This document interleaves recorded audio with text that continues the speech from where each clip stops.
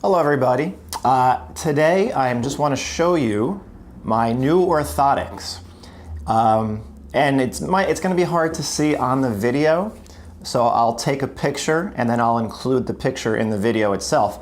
But I want to mention or talk about the impact that feet can have upon muscle function. Now, podiatrists do know this, and apparently there's two different schools of thought on why orthotics are necessary. The guy that I saw who works closely with PRI out in Nebraska, he's actually in Iowa, he makes them to deliberately alter muscle function. And of course, that's what postural restoration is trying to do, is alter or restore proper muscle function. If your feet are not hitting the ground properly, muscle function will be altered. That's the important thing to remember, and not necessarily in a good way. Feet have to go through a general sequence of events. So this is my left foot. When my left foot hits the ground as we're walking, you should strike with the heel. As you come forward, the foot should start to pronate. So when the arch of the foot comes down, that's pronation. When the arch of the foot comes up and away, that's called supination. So it hits in a slightly supinated state. It immediately starts to pronate and internally rotate the leg. You hit pronation, and then it has to resupinate. So it resupinates so you can push off your big toe and push forward. Now, this, in the typical left AIC, right BC pattern, or left AIC pattern, this stops happening on the right side, because when your weight shifts to the right, the left foot gets pushed into a state of pronation. It's not really pronating, it's been pushed there from the pelvis above it. The right foot gets pushed into a state of supination. And because the ability to pronate on that right side will be limited because of the pelvic orientation of the pelvis above, the left side of the pelvis has to be able to rotate backwards to be able to pronate the right foot to push forward. So we get into a position where the left foot is stuck in a state of pronation. So when you're walking, it doesn't really pronate because it's already pronated. Hopefully that makes sense. You can't pronate if you're already pronated, and the left foot is stuck in a state of pronation because the pelvis above it is pushing it into that position. On the right side, you have the opposite situation. The right foot never actually gets to pronate because it's stuck in a supinated state. And it'll pronate a little bit, but it pronates in a state of supination, never fully pronates, and never pushes you entirely to the left side. Now, that's the normal pattern, and most people, it's easily fixable by repositioning the pelvis and also using sensory information of, like, as I've said numerous times, sometimes people do need to feel something underneath their right arch because their brain has essentially forgotten that they have a right arch.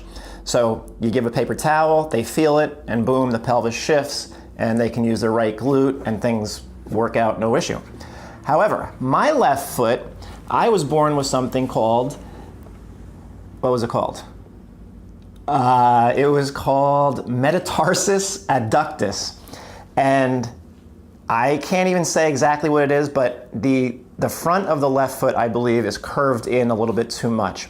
But you'll see in the picture, these 2 feet are not the same. What's the problem there? Well, we have 2 feet that may not be perfectly the same, but we wear 2 shoes that are made exactly the same. So your feet are not going to be receiving the same sensory information from the ground or from the shoe. That can be very confusing for the brain because it doesn't know how to operate. Now you have 2 sides of the body that are not getting the same sensory information, and remember that sensory information comes up through your feet, travels through your spinal cord, up to your brain makes use of it, figures out what it needs to do, and then produces the muscular output.